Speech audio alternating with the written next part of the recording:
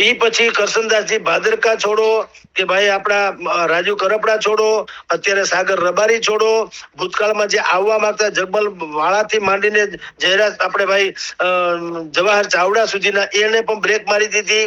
એટલે ખરાબ દોરમાંથી તો આમ આદમી પસાર થઈ જ રહી છે.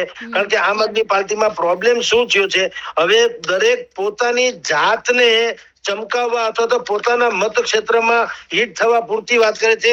એન્ટાયર પાર્ટીને લઈને આગળ વધતા નથી. જેમ કે ગોપાલ ઇટાલિયા છે, સોશિયલ મીડિયામાં ભયંકર એક્ટિવ રહીને પોતાને જ ચમકાવી રહ્યા છે. અત્યારે તમે અહીંયા કોઈ પણ આખા ગુજરાતમાં પૂછો કે આમ આદમી પાર્ટીના નેતાનું નામ આપો એટલે સૌથી પહેલું નામ આપશે ગોપાલ ઇટાલિયાનું. ત્યારે કે પ્રમુખ કોણ છે? પ્રમુખ છે ઈસુદાન ગઢવી. તો ઈસુદાન ગઢવીને વરરાજાની જાન જોડાય ને, જાનૈયા હારા લાગે ને વરરાજા ખરાબ લાગે એવું હોય? વરરાજા મેન છે ને, જાનૈયા ગમે એવા હોય તો પણ. એટલે ઈસુદાન નું કોઈ બહુ લાંબુ એમાં ક્યાંય પણ પ્રોજેક્શન થતું નથી. અને હાવ અંતરંગ વર્તુળો મારા પણ છે. તો મેં જાણ્યું ઈસુદાનભાઈ ને આમ આદમી પાર્ટીમાં પણ ગુજરાતને લાગે કોઈ ગંભીરતાથી લેતું નથી.